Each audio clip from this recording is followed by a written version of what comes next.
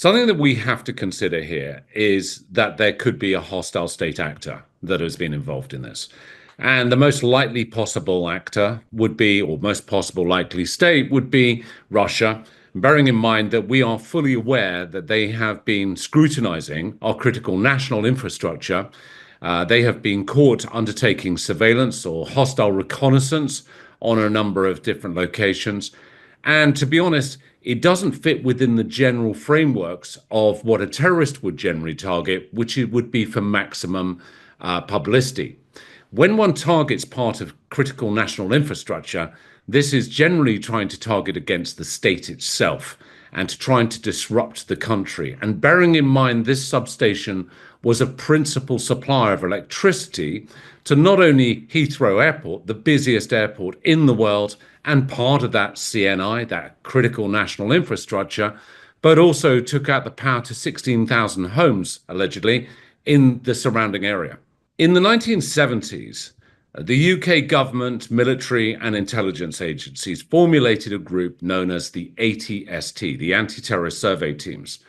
And their responsibility was to carry out what one would term as key point security surveys. And these would be surveys that would address government, military, and royal households and buildings in such a way that if a hostile state actor or hostile special forces or terrorist organization were to disrupt, destroy, or sabotage, how they would best do it. And within this, it doesn't simply look at cameras, points of access and egress, but would look at also utility supplies, whether that be electricity, gas, or any other means of supply, communications, cables, etc., to those sites. Now, a substation should fall within that kind of key point security survey. It should be tested for its resilience. It should also be tested to be protected, but also it should be considered with various risk mitigation measures to prevent it being disrupted, because substations do not self-combust. And bearing in mind that one very notable operation by a terrorist organization, as was the Irish Republican Army, the IRA, they looked at trying to target substations around London in 1997. Now, that plot was foiled, thankfully, by MI5. But that plot would have resulted in London blackout for possibly months. So this is not a new potential threat or modus operandi of attack. And where it differentiates from a terrorist, as I've mentioned, is that terrorists will look for maximum publicity. Hostile state actors will look for maximum disruption. Well, of course, it's very early days right now as to who or what could be responsible for this substation being disrupted. Depending, again, without knowing this specific substation or physically seeing it or visiting it with my own eyes, it's difficult to say how well protected and prepared it was for any type of attack. But certainly in terms of, I would say there could be a combination of not only poor planning in terms of business interruption or possible sabotage, which could be kids setting fire to something. There should have been some kind of fire suppressant system in place to protect against those kinds of eventualities. And local kids don't fall outside of the spectrum of threats that one needs to consider. But if this was a hostile state actor, this could have been incredibly and would have been incredibly well planned, involving probably some extended period of reconnaissance or hostile surveillance, if you want to call it, to determine how best it could be disrupted. Where would it be disrupted? Is it internally? Could it be done externally? Would it look at conduits as to where cabling, where power supplies are coming in to feed that substation? Again, this would require a specialist level of skill. The repercussions of this substation being taken out has caused considerable damage to Heathrow's operational status. At the moment, we're in the preparations, and I think we need to consider the preparations for potential conflict with Russia, which we all hope will be diffused before they can be realized. But the considering of just simply launching ballistic or nuclear devices or missiles is pretty much an end game strategy. it is more likely to take place in disruption of countries, disruption of infrastructure. And if it is Russia that is behind this, and they would be the most likely candidate if it's deemed from the subsequent investigation that this wasn't just simple malicious idiots and ill preparedness on behalf of the stakeholders who are responsible for this substation, then one would say that yes, this falls in line with the reconnaissance that they've undertaken elsewhere at other locations. And it is known, not necessarily that publicly, that various different nuclear sites have been reviewed and other parts of our critical national infrastructure have been subject to hostile surveillance. The aim of a destructive attack of this type, and we don't know yet whether this may be the case in this instance, is to show weakness and vulnerability, to cause disruption to business as usual, to cause embarrassment to the authorities and stakeholders responsible for the security of these sites,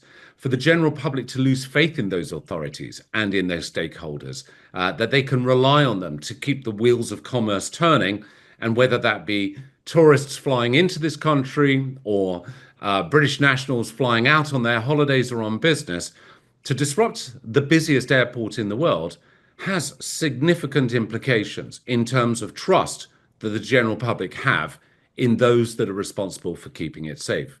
But Russia is not alone. Every country of significance, including our own, have specialist teams that will plan and strategize these kinds of attacks against even our enemies. Whether they implement them or not is an entirely different matter.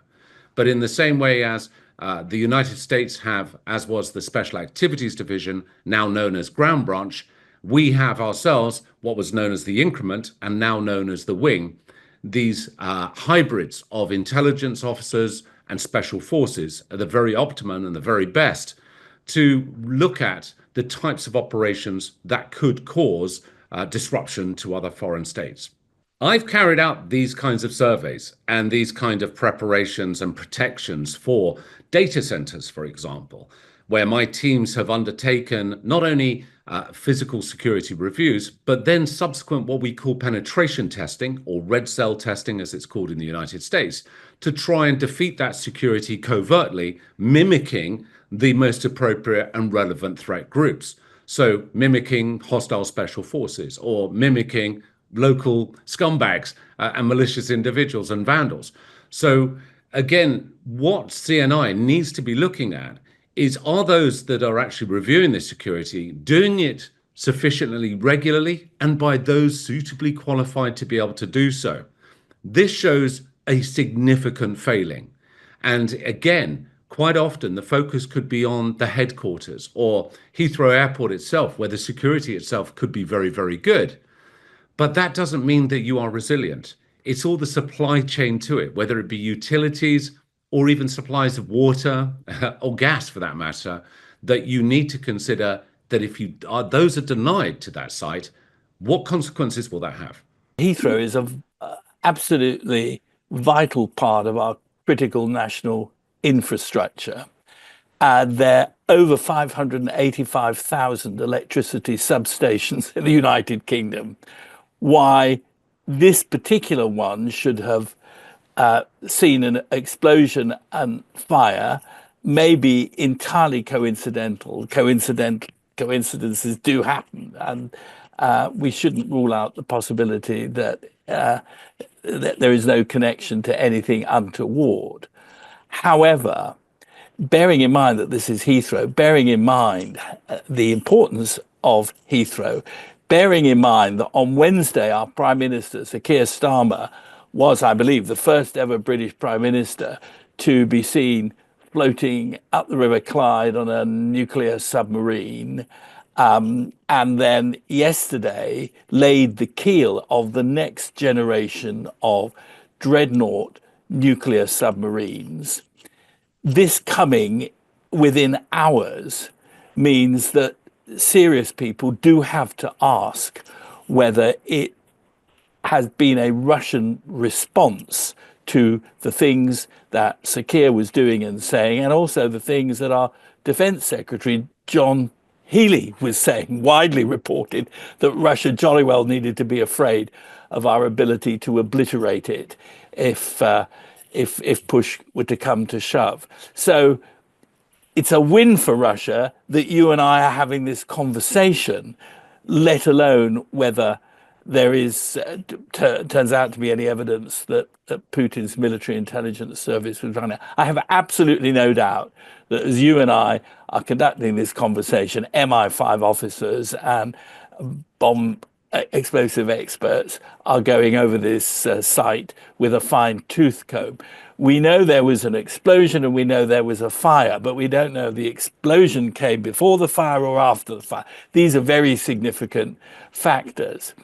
But what we should not forget is not just Russia's ability to hit at us here in the United Kingdom, and Salisbury is a big example, but by no means the only example, but also the case of Dylan Earle, who has pleaded guilty to firebombing a warehouse in Leighton in East London that was used to store military equipment bound for Ukraine.